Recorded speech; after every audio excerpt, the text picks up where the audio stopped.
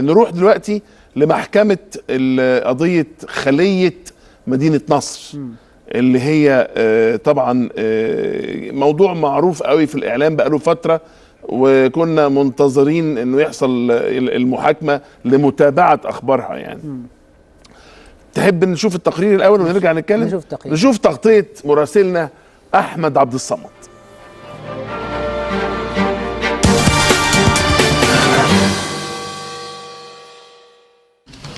بسم الله الرحمن الرحيم. فتحت الجلسة.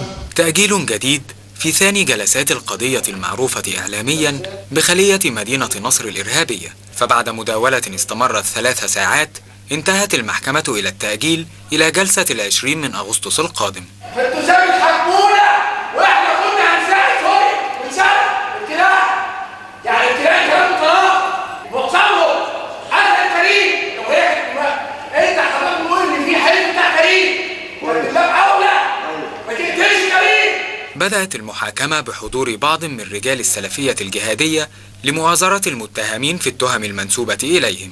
كان أبرز هؤلاء محمد الظواهري شقيق أيمن الظواهري زعيم تنظيم القاعدة. جئنا اليوم لأن بعض هؤلاء كانوا زملائنا في السجون وتعرضوا للظلم والتعذيب في عهد حسني مبارك، وحتى الآن ما زال يلفق لهم تهم ملفقة وتكرر نفس الكرة في العهد الجديد أيضا بعد الثورة. هذا شيء غير مقبول.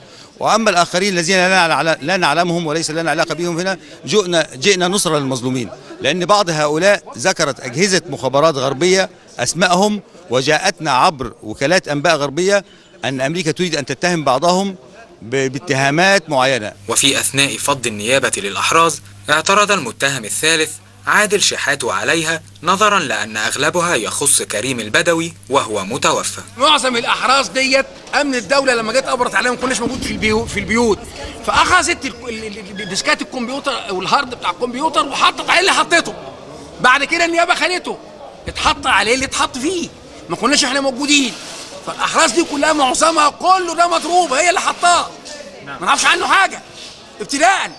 كانت النيابة قد وجهت لائحة اتهامات ثقيلة من أبرزها حيازة أسلحة نارية بقصد استعمالها للإضرار بمؤسسات الدولة إلى 22 متهما.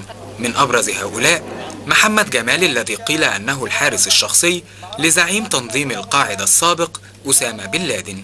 كنت مع الشيخ أيمن والشيخ أسامة في أفغانستان، تم اعتقالي من أفغانستان وتم ترحيل إلى مصر في عام 2000، ومكثت في السجن من عام 2000 إلى 2011 وخرجت بعد الثورة. هم علموا أن احنا بنساعد المجاهدين في أنا بساعد المجاهدين في فلسطين وبساعد المجاهدين بصفة شخصية في ليبيا أنصار الشريعة، فأرادت أمن الدولة تلفيق قضية إلي.